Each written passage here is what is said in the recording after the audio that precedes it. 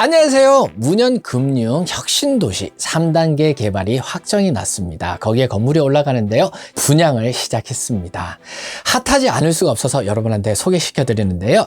이거는 먼저 국책사업입니다. 국책사업 같은 경우엔 안전하고요. 그리고 굉장히 짜임새가 있습니다. 1단계로는 BIFC, 그리고 2단계는 바로 옆에 있는 BICT, 그리고 3단계는 지금 바로 이 현장인데요. 이름하여 BIFC2 지식산업센터입니다. 사업의 크기는 대지 면적이 3,114평이고요. 지하 5층, 지상 45층에 건물 높이가 약 200m, 연면적이 44,332평에 건설 회사는 대우건설이고요. 2022년 3월에 건설해서 2025년에 완공되는 부산 최대의 지식산업센터입니다. 왜 자꾸 최대를 강조하냐면요. 아파트 같은 경우에도 세대수가 많으면 좋은 것처럼 지식산업센터도 크면 클수록 굉장히 그 가치를 더해갑니다. 남들은 다 아는데 여러분들만 모르는 지식산업센터. 많은 분들이 분양하면 아파트, 오피스텔, 상가 이 정도만 생각하시는데요. 사실 전국적으로 가장 핫한 게 지식산업센터입니다. 이제부터 지식산업센터를 지산이라고 부르겠습니다. 지산을 간단하게 설명드리면요. 지산은 높은 건물의 회사라고 보시면 됩니다. 그 회사는 제조, 지식 기반 사업, 그리고 정보통신 사업이 입점할 수 있는데요. 그 사업들이 원활하게 될 수 있도록 업무 지원 시설이 갖춰져 있는데요. 거기에 상가까지 들어가 있다고 보시면 됩니다. 그 건물에는요. 병원, 금융, 보험, 운동시설, 그다음 갖가지 이런 편의시설들이 다 같이 들어 있습니다.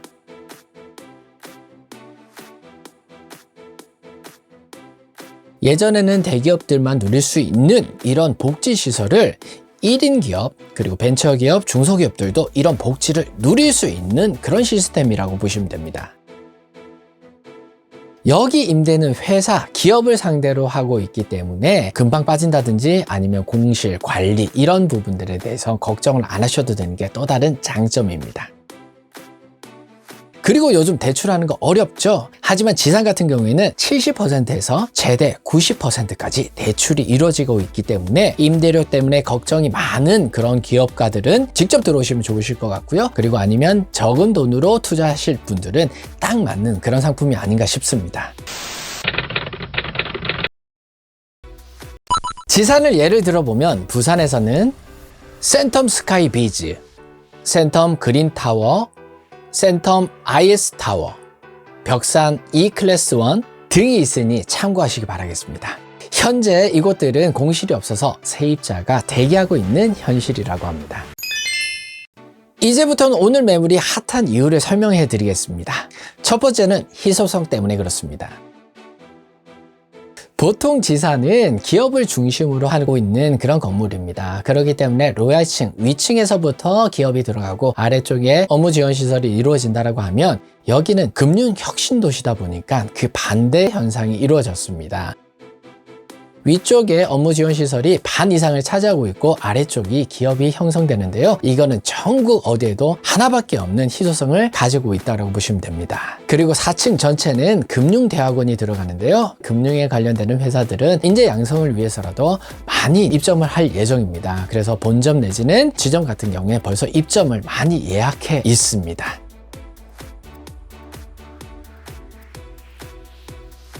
조금 더 설명을 드리자면요. 28층에서 45층까지는 벌써 공공기관이나 금융권에서 다 입점하는 걸로 끝났습니다. 그래서 아래쪽에 있는 기업만이 들어갈 수 있는 곳이 한정적으로 되어 있는데요. 거기다가 희소성을 더하기 위해서 3년 이상 된 법인들만 분양할 수 있게끔 되어 있는데요. 그러니까 업종을 여기서 이만큼까지 줄이는 현상까지 나타나 있기 때문에 분양권을 취득하는 것만으로도 피가 굉장히 많이 올라갈 거라고 예상하시면 됩니다. 두 번째는 첫 번째하고 비슷한데 여기서 잘 들으셔야 됩니다. 아까 기업이 들어갈 수 있는 거는 제조, 지식 기반, 그 다음 정보통신 이렇게가 들어갈 수 있다고 했는데 여기서 제조를 뺀 나머지 두 가지만 입점하실 수가 있습니다. 이걸 섹션이라고 하는데요. 이렇게 제조를 빼고 고퀄리티 어떤 기업들만 받겠다라는 것. 이것은 뭐냐면요. 기업의 이미지가 상승되는 그런 효과를 누릴 수가 있습니다. 세 번째는 위치의 장점을 들 수 있습니다. 지상 같은 경우엔 제조가 위주가 되면 물류를 중심으로 거점을 만들어야 된다면 이 물건 같은 경우엔 섹션이나 업무 지원 시설이 주가 되어 있기 때문에 직원들의 출퇴근이 용이한 그런 장소를 거점으로 삼아야 됩니다. 지금 이 현장 같은 경우에는 지하철 1호선과 2호선이 도보로 5분 거리에 더블 초역세권에 위치해 있습니다.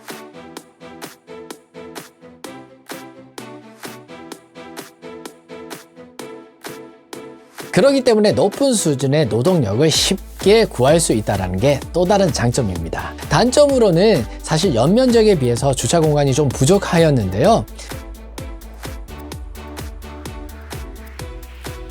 대중교통을 이용할 수 있게끔만 이렇게 해준다고 하면 자연스럽게 해소될 수 있는 그런 문제라고 생각됩니다. 그리고 부산의 중심인 서면과는 차량으로 5분 거리에 있고요. 부산 어느 지역을 가더라도 30분 이내에 갈 수 있다는 게 장점입니다.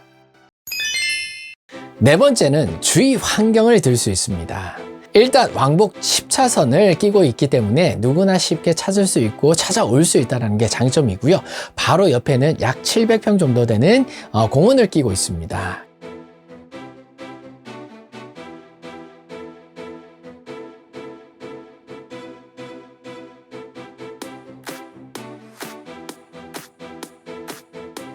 향후 이 주변에는 36,000세대의 주거단지가 들어설 예정입니다. 그렇기 때문에 큰 변화가 이 주위에 발전될 거라고 보시면 될 것 같습니다. 다섯 번째는 건축 설계를 들 수 있습니다. 층고 높이가 약 4.2m 정도 됩니다.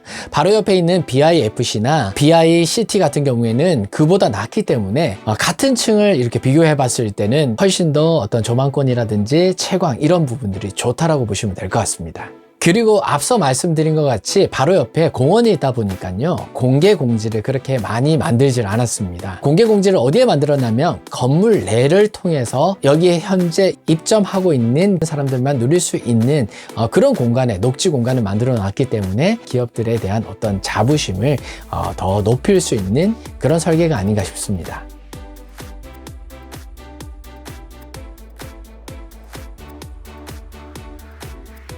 전체적인 건물 구조를 보면 동천 쪽으로는 건물이 올라가지 않을 거기 때문에 서쪽으로 치우쳐져 있는 모습이 보여지는데요. 이건 바로 신의 한 수의 설계가 아닌가 싶습니다.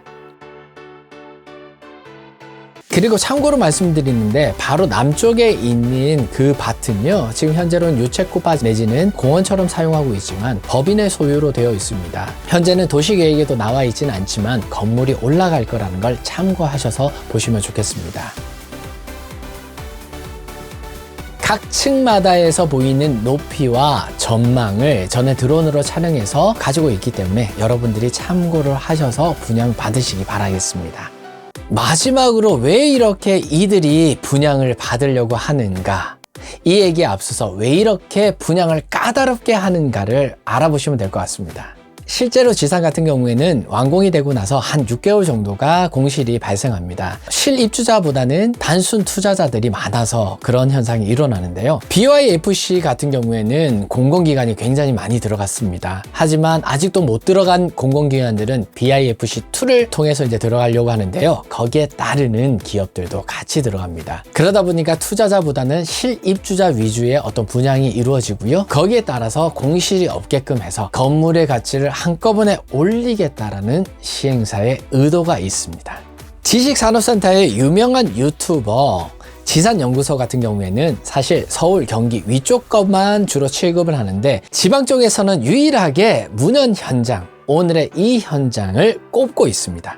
끝으로 지식산업센터에서 가장 중요한 게 도면을 해석할 수 있는 능력입니다. 지금 아래에 나가는 주소에 보시면 도면을 참고하시면 될 것 같고요. 궁금한 게 있으시면 언제라도 문의 주시기 바라겠습니다. 분양 현장에서 만나 뵙겠습니다.